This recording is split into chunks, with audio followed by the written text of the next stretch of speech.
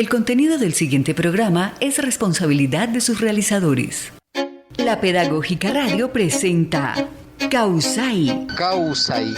Conversando la vida. Un programa del Semillero de Investigación, Enseñanza de la Biología y la Diversidad Cultural. Bienvenidos.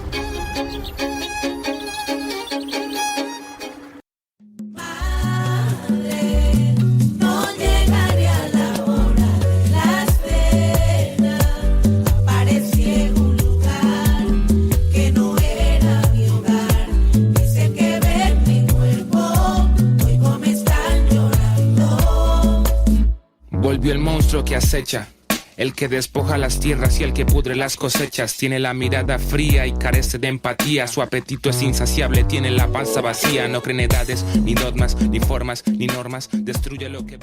Causai.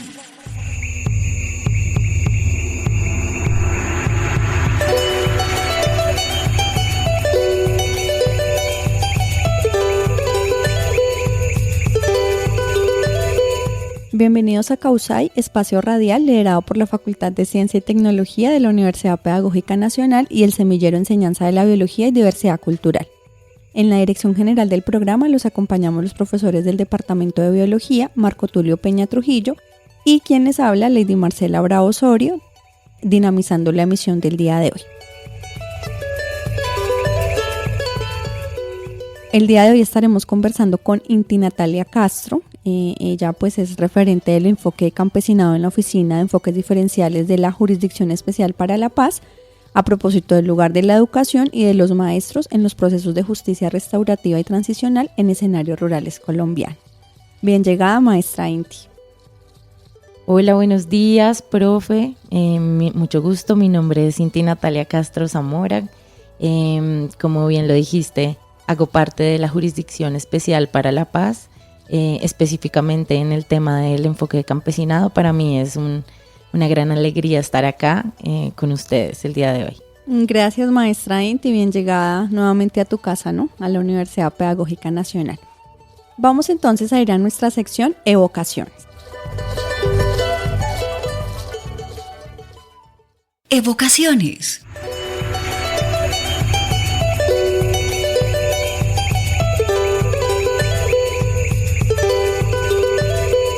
Para ir sintonizándonos con nuestra misión del día de hoy, Inti Natalia nos va a compartir la elección de su evocación. La evocación, pues la escuchamos al inicio de la emisión. Es un tema musical que se denomina ¿Quién los mató? Y bueno, Inti, queremos escuchar cuáles son esas razones y por qué lo propones como evocación para la emisión del día de hoy.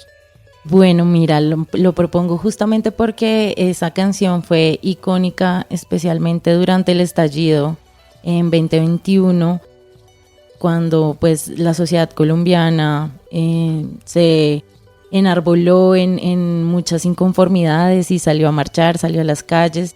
Y él particularmente es un artista afro de Buenaventura, si no estoy mal, que fue asesinado después de esa canción, como unos 6 meses después. Y justamente su música era de conciencia, de también alzar una voz frente a lo que ocurre a miles de jóvenes, de niñas, niños en toda la ruralidad de nuestro país, que es verse en el marco de un conflicto armado en donde son carne de cañón para todos los grupos armados y donde no existe solución o perspectiva, ¿no? Y justamente muchos de esos temas se trabajan desde la Jurisdicción Especial para la Paz, que fue un organismo creado justamente para juzgar y para hallar reparación, verdad y no repetición frente a ciertos hechos del conflicto armado, de los que, bueno, hablaremos más adelante, pero que también presentan un reto para la educación hoy en día de maestros y maestras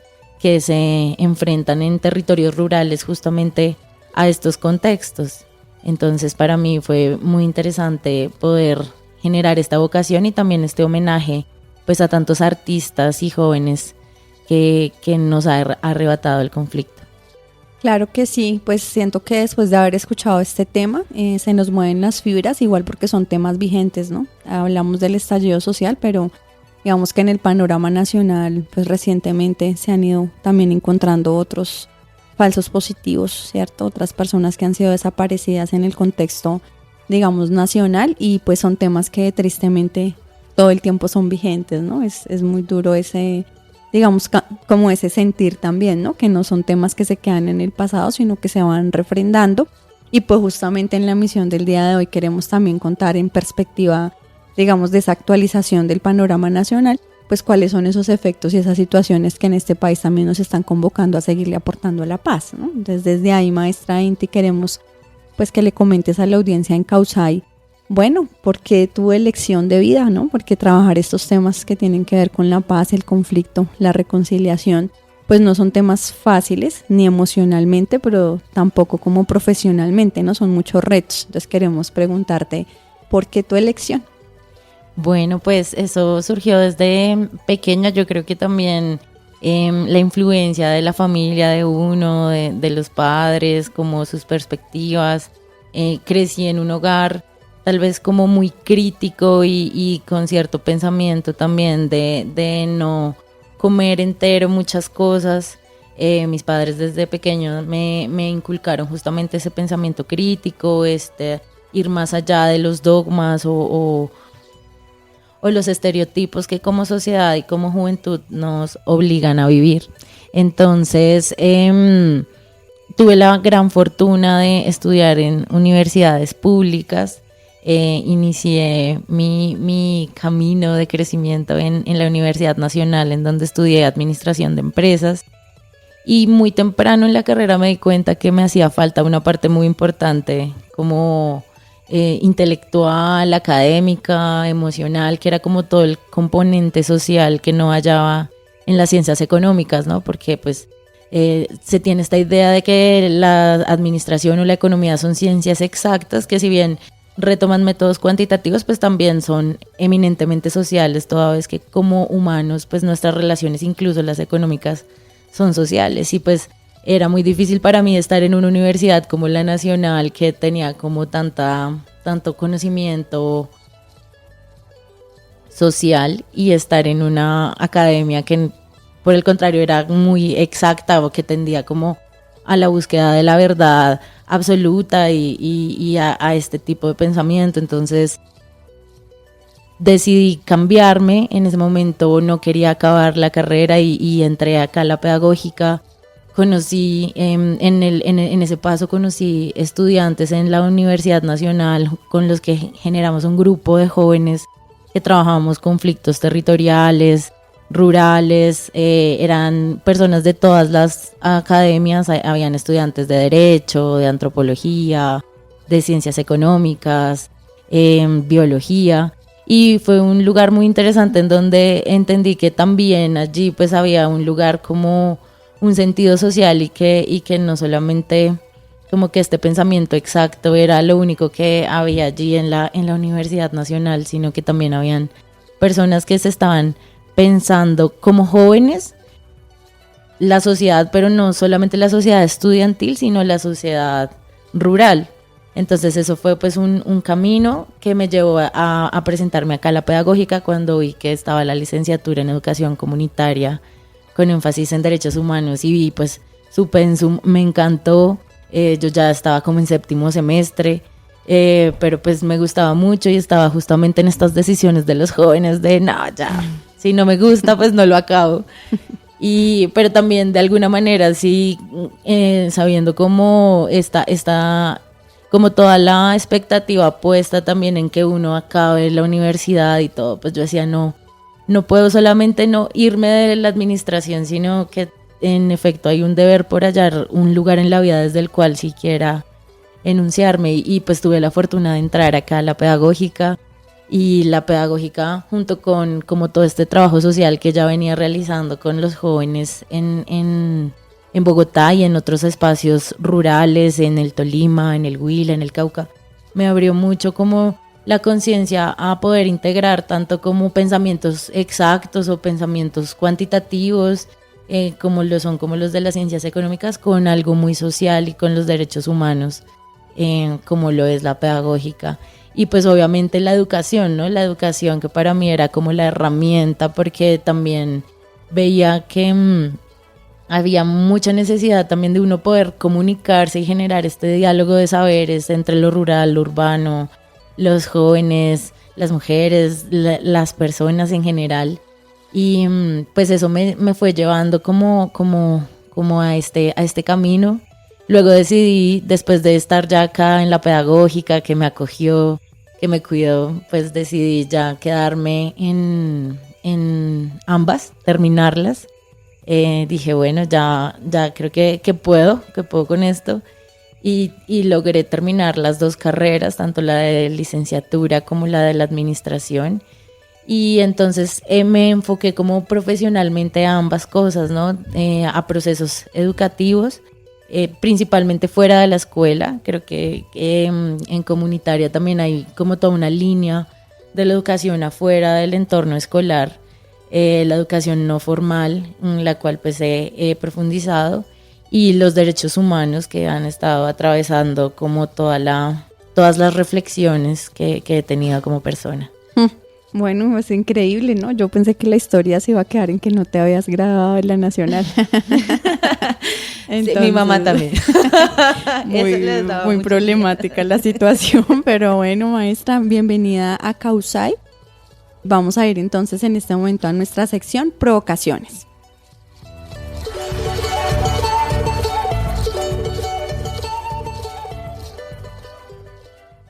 Provocaciones. No nos vamos a callar, somos la fuerza del mar, grandes como la montaña, como el rugido de la tempestad, y no nos vamos a callar, somos la fuerza del mar, grandes como la montaña, como el rugido de la tempestad, y no nos vamos a callar. Causai.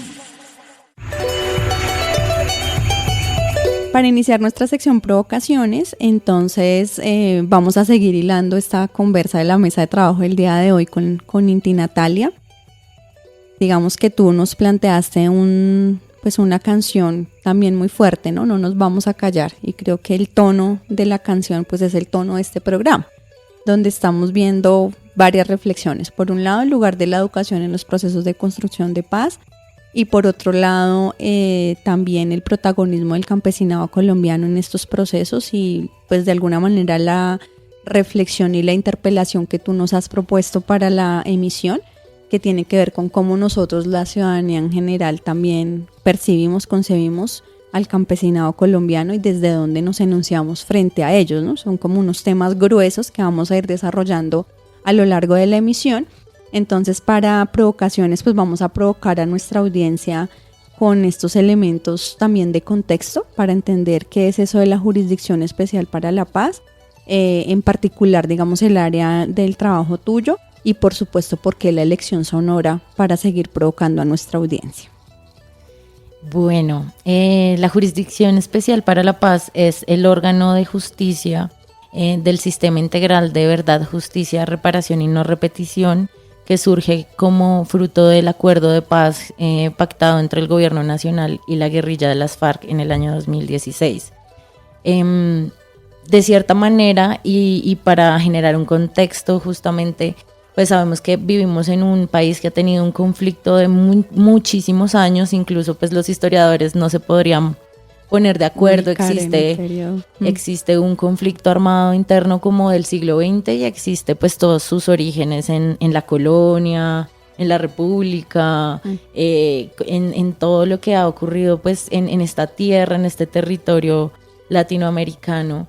Y justamente el acuerdo de paz fue un gran escenario celebrado por muchas organizaciones de derechos humanos y entidades, justamente porque buscó reconocer que como colombianos y colombianas tenemos una guerra frontal entre hermanos, ¿no? Que desde la teoría social se llama el enemigo interno, que es una teoría de conflicto que habla que los países usualmente, por ejemplo, tú ves en Europa o en otros territorios, se pelean entre ellos, ¿no? Por sus fronteras, por sus recursos y demás, pero en Colombia, en Latinoamérica, en lo que llamamos el sur global, lo que ha habido son peleas entre hermanos, ¿no? Peleas que también se vuelven étnicas, religiosas, de diferentes tipos de conflictos, en donde en un mismo territorio personas que son hermanas, primas, familia, se confrontan pues hasta la muerte.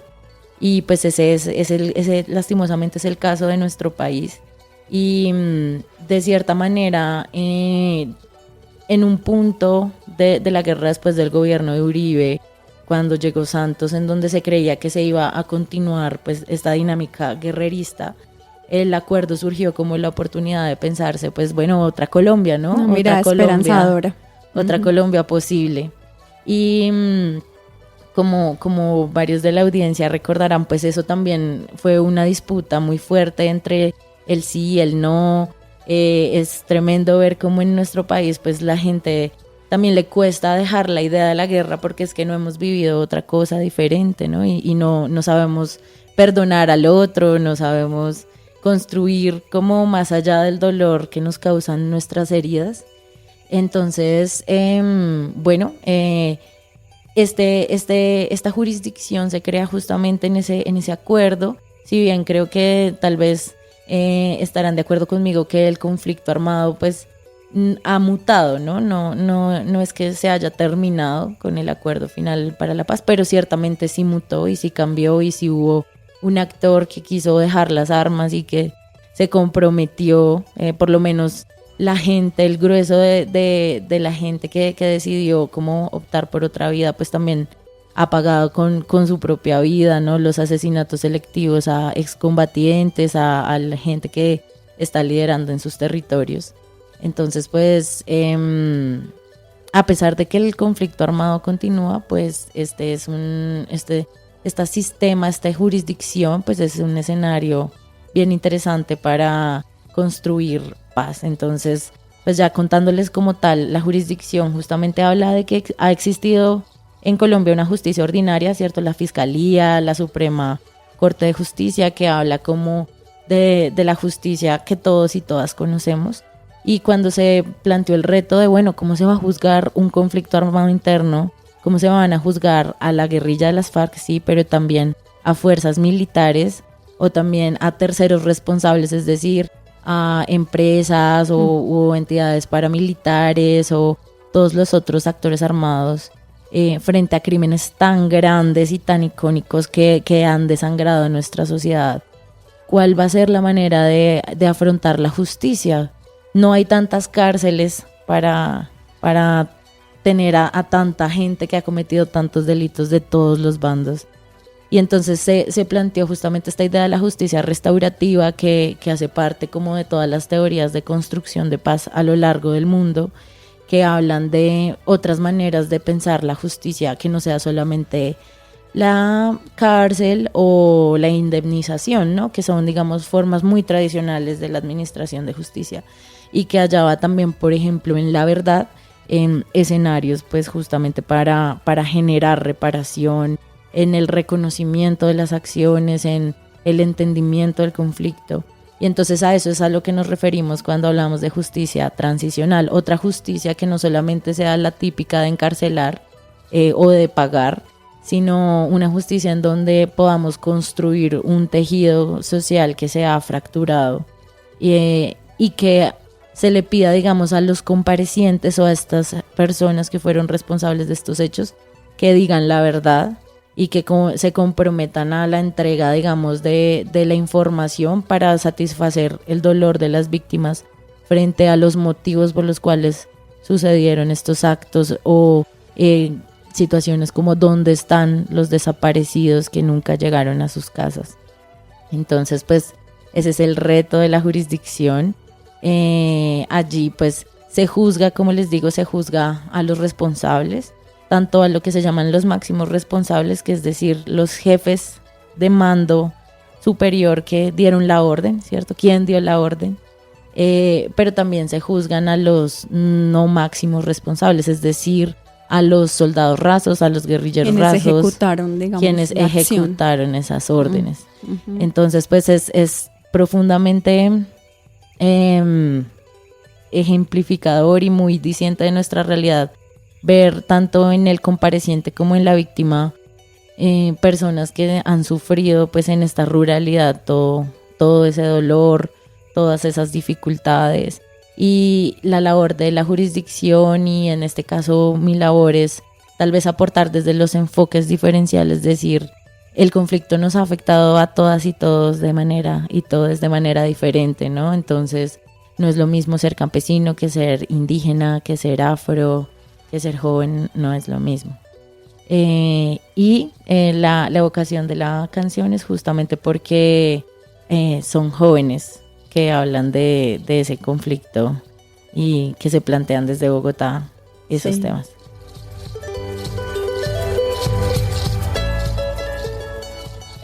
Bueno, maestra Inti, vamos a invitar a nuestra audiencia a escuchar una pausa institucional y al regreso de la pausa retomamos esta temática de tu evocación.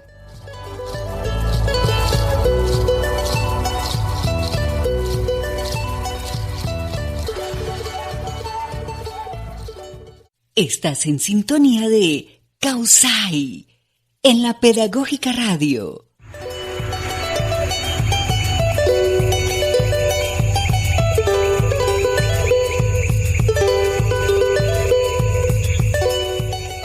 Bueno, Inti, entonces ya regresamos de nuestra pausa y son como varios elementos que nos has puesto aquí en la mesa de trabajo.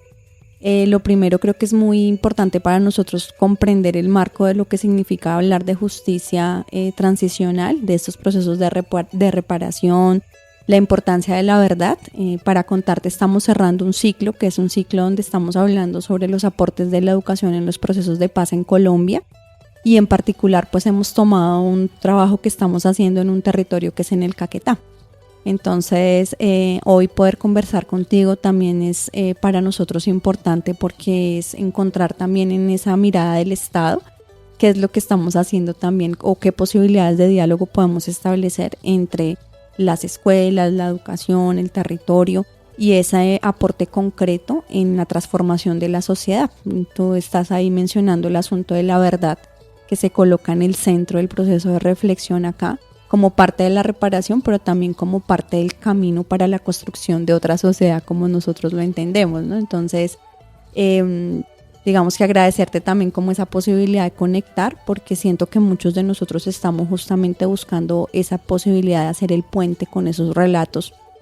Incluso hemos hablado acá, por ejemplo, de narrativas para la paz, ¿sí? De cómo se construye con los niños, niñas, jóvenes, esas otras versiones de nuestro propio país, esas también unas miradas desestigmatizantes, porque es como si vives en el Caquetá, eres guerrillero.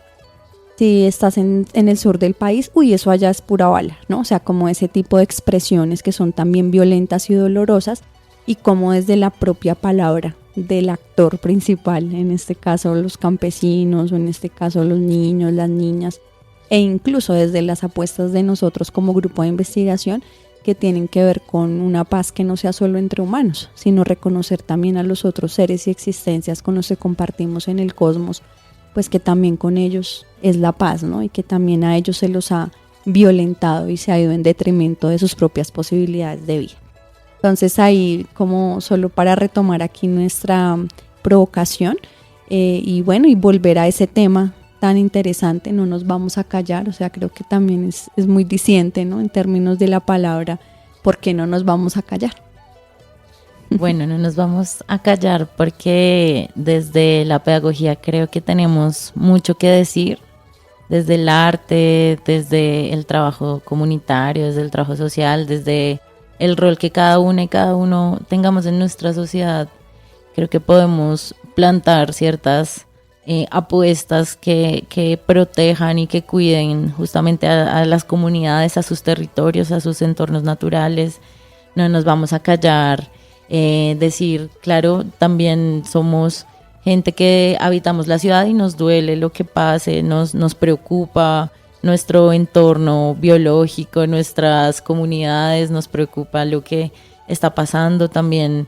No vamos a callar que venimos y somos hijos e hijas, nietos, nietas de ese conflicto armado, de gente que tuvo que ser desplazada, que tuvo que salir de sus territorios, que también ahorita en el marco como de este sistema mundo pues construimos otro tipo de cosas. Y también algo que es muy importante para mí, como en esta lógica de acción y reflexión de la propia vida, ¿no?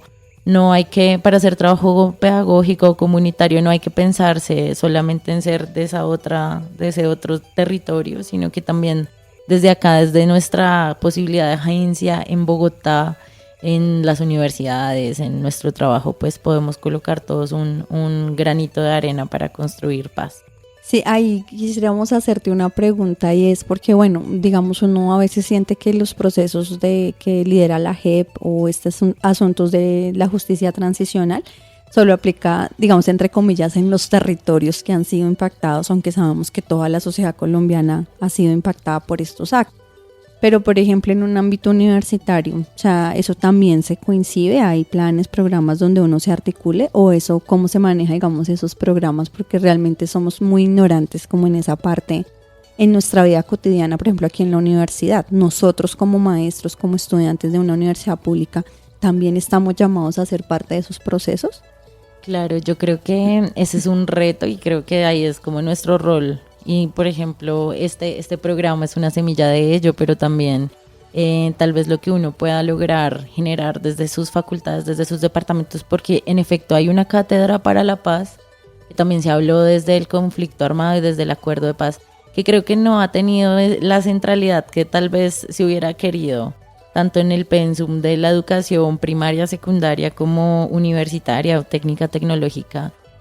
Porque se planteó como una franja de horario en todos los pensum para hablar de la construcción de paz y de todo esto.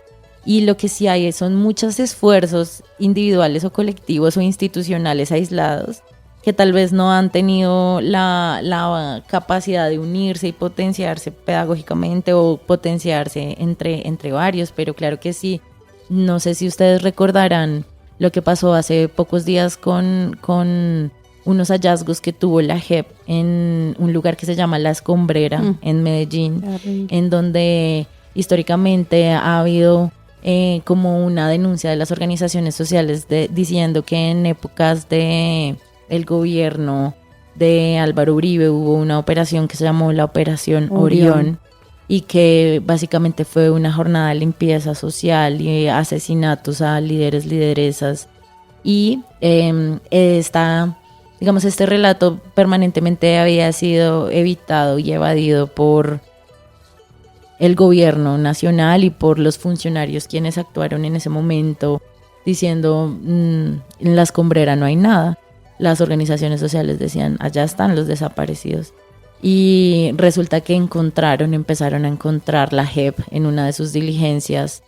Uno de estos máximos responsables dijo, allá van a encontrar ciertas personas, y en efecto eso ha pasado, y todo el boom que pasó además, ¿no? Que creo que es lo que resalta acá como frente a tu pregunta, y es, empezaron a salir unos murales que decían las cuchas tenían razón, las madres tenían razón, los empezaron a ocultar diferentes alcaldes en diferentes ciudades y se volvió un movimiento espontáneo de la nada en donde miles de personas y jóvenes están diciendo es que las víctimas tenían razón, ¿no? Entonces, creo que nuestro deber, profe, es justamente desde nuestras posibilidades intentar armonizar los espacios.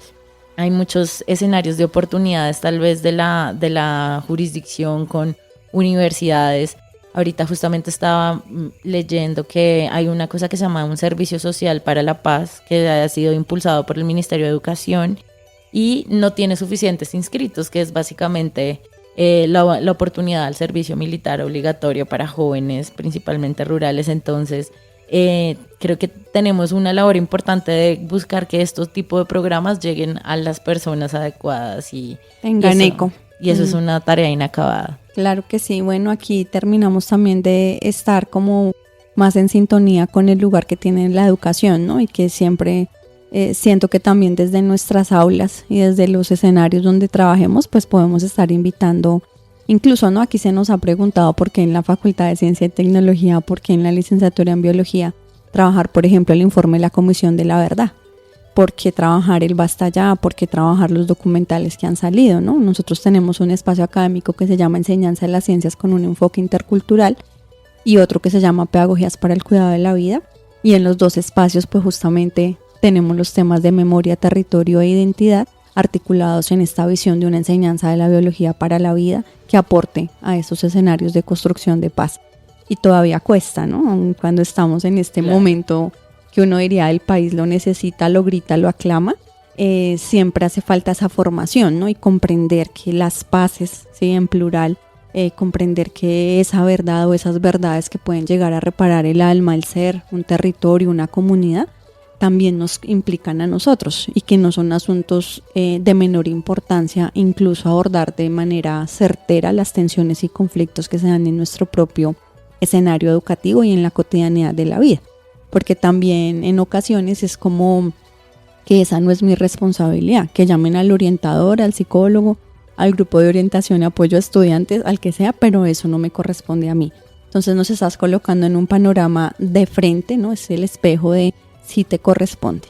Sí, maestro, ese tema es para ti también. Entonces la invitación para los maestros de la Universidad Pedagógica Nacional y en general para todos aquellos que habitamos espacios educativos es a sentir que sí es con nosotros. Claro, profe, es con nosotras, con nosotros. Es muy importante que sigamos dándole fuerza. También ya sabes, en efecto está la Cátedra para la Paz y todas esas acciones que están haciendo están enmarcadas en eso y es un deber de las universidades y de los espacios formales e informales también de educación de brindarla y es un derecho. También cuando hablamos de la educación rural, de un profe de biología en el Caquetá, en una vereda, lejos, cómo esta persona va a estar posibilitada con herramientas pedagógicas y sociales para atravesar ese contexto que lo rodea, porque también son contextos de seguridad, entender eso, en ello está nuestra vida, ¿no? En poder saber en dónde estamos enseñando, en qué territorios que nos estamos parando y qué conflictos hay ahí. También son elementos básicos también para cuidarnos, para cuidar el entorno escolar, para plantear posibilidades para nuestros estudiantes. Bueno, entonces vamos en este momento a invitar a nuestra audiencia que se prepare para el cierre de la emisión. Vamos a nuestra última sección, que es la sección Tejiendo.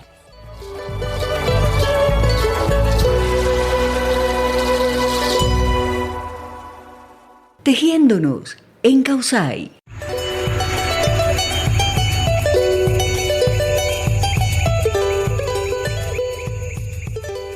En nuestra sección Tejiéndonos, Inti Natalia, vamos a retomar dos aspectos centrales del debate del día de hoy. El primero tiene que ver con este asunto del lugar del campesinado en este proceso, ¿no? Y esas voces, cómo se visibilizan las voces de los niños, niñas, jóvenes, las otras voces que en los territorios también tienen que decir frente a la paz y tienen que decir frente al conflicto. Y por supuesto, pues un asunto con el que cerraste la sección anterior y es el cuidado, ¿no? Las prácticas para el cuidado de la vida lo denominamos acá, pero en general es esa comprensión de la importancia del cuidado de la vida en este planeta y de una vida que nos convoque a todos. Entonces, digamos desde tu lugar también, desde el trabajo que estás haciendo con las infancias, desde esa posibilidad de conectar todos estos discursos con unas realidades tan diversas como son la ruralidad en Colombia, porque no hay una sola forma de ser rural. También aquí hay todos sus matices que nos puedes aportar. Bueno, justamente le proponía a la profe Marcela que habláramos de campesinado, porque el campesinado ha sido un sujeto poblacional que históricamente ha estado discriminado e invisibilizado de nuestra historia como sociedad colombiana y sin embargo forma también junto con los pueblos étnicos, los pueblos afrodescendientes y rom, una parte muy importante de nuestra ruralidad y muchas veces desconocida, discriminada, invisibilizada y violentada. No sé si ustedes saben que de la mayoría de víctimas del conflicto armado, el 48% son comunidades campesinas y aún así son las que menos han sido como visibilizadas como grupo poblacional, puesto que una lucha de las organizaciones sociales había sido ser reconocidas como campesinado, porque la Constitución del 91 brindó especial protección a los pueblos étnicos, pero dejó de lado a la población rural, que dice, aunque nosotros no tengamos una etnia, no significa que no tengamos una identidad, una historia que merezca ser preservada, cuidada, cultivada y respetada. Entonces, este grupo poblacional en este momento tuvo un acto de reparación al ser enunciado en un acto legislativo como sujeto de especial protección constitucional. Esto ocurrió en el 2023 y se dictaron medidas para que se reconozca en las entidades, se generen trazadores presupuestales, se generen programas, planes, programas y proyectos en todas las entidades del gobierno que reconozcan y visibilicen esta población.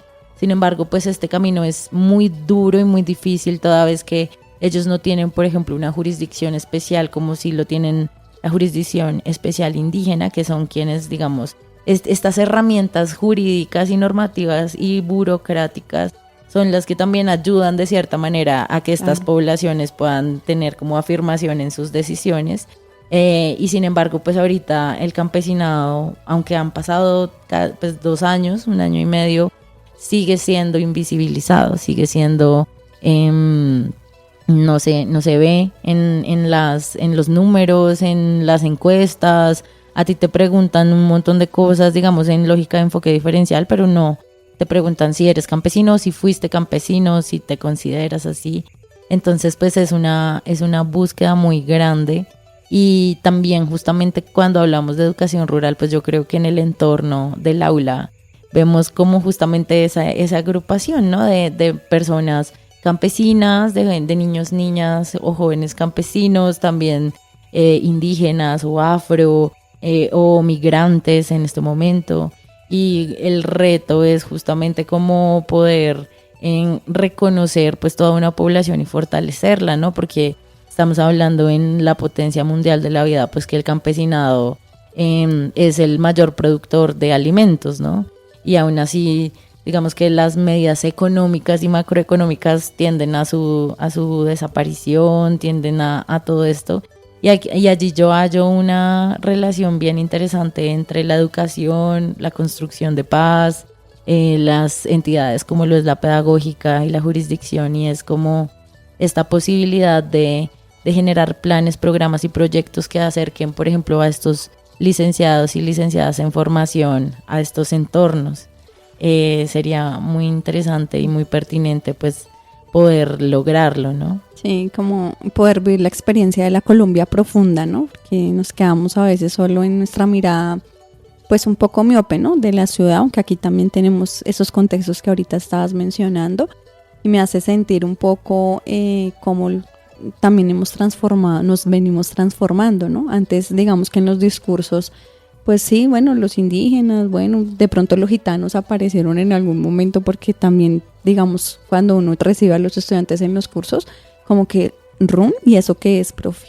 O cuando palenqueros, raizales, ¿eso qué es, profe? Eso es lo mismo que afro, o sea, como que todavía hay una necesidad también de poder entender esas diversidades en términos de las identidades. Y pues ahora que planteas lo del campesinado, pues creo que también se nos hace como muy de frente una necesidad, no solo porque, digamos, claro, uno reconoce, o bueno, la mayoría de pronto reconocemos nuestros ancestros, nuestros orígenes campesinos, productores de alimentos y demás, sino también como sujetos de conocimiento, ¿no? Que es lo que tú estás invitando a la reivindicación de ese lugar del conocimiento que tienen estas comunidades.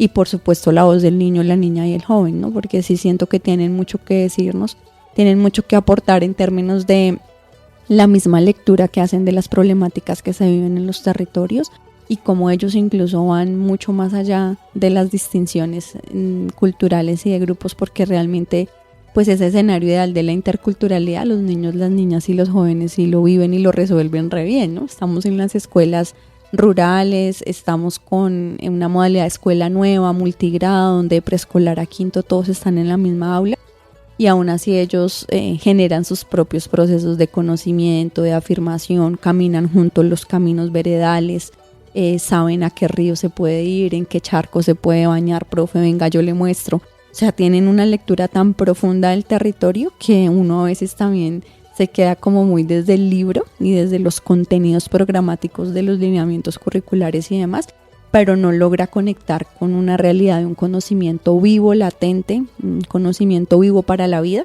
que está ahí y que es también la invitación para que lo podamos escudriñar, profundizar y también desde una mirada inter y transdisciplinaria, ¿no? O sea, a mí me encanta escucharte porque digo, esa lectura de país, ¿no? O sea, esa mirada desde comunitaria, desde los derechos humanos, pero también esta facultad de ciencia y tecnología tan inquieta, ¿no? Unos profesores de matemáticas, de diseño tecnológico, de química, de biología, de ciencias naturales y educación ambiental, que están cuestionando cuál es nuestro papel en este mundo, que están cuestionando, digamos, cuál es ese rol y ese aporte desde la mirada crítica a un proceso de educación que realmente transforme, una mirada transformadora desde la educación.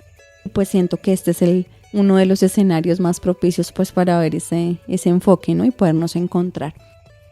Maestra, aquí en la Pedagógica Radio el tiempo vuela. Entonces vamos para ir cerrando nuestra emisión.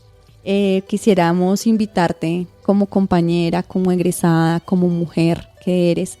¿Qué mensaje le puedes dejar a estos jóvenes y adultos que se están formando en la Universidad Pedagógica Nacional y que están también transitando con estas preguntas de en qué países que vivimos y para qué nos estamos educando?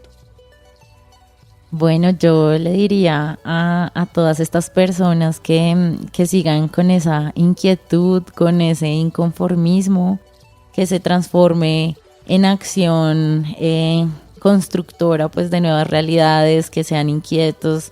La universidad no solamente es para gozarla académicamente o socialmente, sino también para construir ahí redes, relaciones.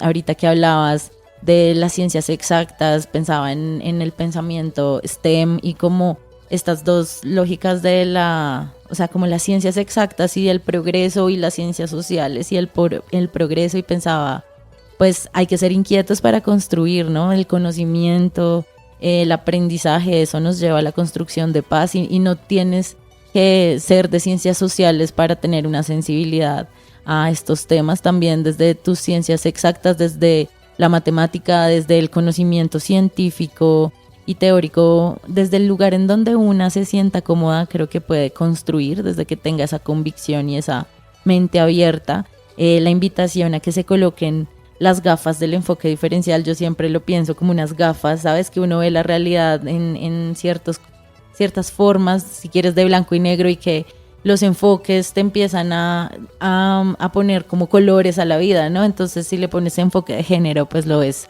morado y verde y empiezas a ver las relaciones. Si le pones un enfoque de las ciencias exactas, pues empiezas a ver también la lógica, la objetividad. Le pones un enfoque de ciencias sociales y empiezas a entender las relaciones. Pones un enfoque de campesinado y te das cuenta que además hay gente en la ruralidad y luego uno étnico. Y no, como tú lo decías, en la interculturalidad está el placer. Justamente en todas estas lógicas es que uno ya luego va encontrando su lugar en el mundo y puede decir, no importa desde donde yo esté, pero desde que tal vez como mi mensaje pueda aportar a la construcción de paz, pues ahí nos vamos a ver. Ese sería mi mensaje. Muchas gracias. Agradecemos también a la sintonía de Causai, la sintonía de la audiencia de Causai. A ti, maestra Inti, muchas gracias por haber aceptado la invitación, por estarnos acompañando también en este proceso de la vida en que tenemos tantas preguntas e inquietudes desde nuestra facultad. Por supuesto, para cerrar este ciclo, a todos los invitados e invitadas que estuvieron aportando desde sus diversidades de experiencias también esas miradas a propósito de la paz. Por supuesto, le agradecemos a nuestro equipo de producción del programa, en la dirección a Mario Alejandro Sepúlveda Castaño, en la producción sonora Yolanda Barrantes y Diana Torres, en comunicaciones a Laura Chávez y en el máster a Mario Alfonso Enríquez Romero, que creo que también está muy interesado en estos temas. Hoy lo vi muy atento en nuestra emisión, entonces Súper lindo que nos logremos conectar. Como siempre los invitamos a escuchar este programa radial los jueves a las 6 de la tarde por la Pedagógica Radio, y pues una invitación muy especial también a que nos sigan por redes sociales, en Facebook Causai Conversando la Vida UPN y en el Instagram de la Pedagógica Radio. Gracias por su sintonía, hasta la próxima emisión. Muchas gracias, maestra Inti. Gracias a todos.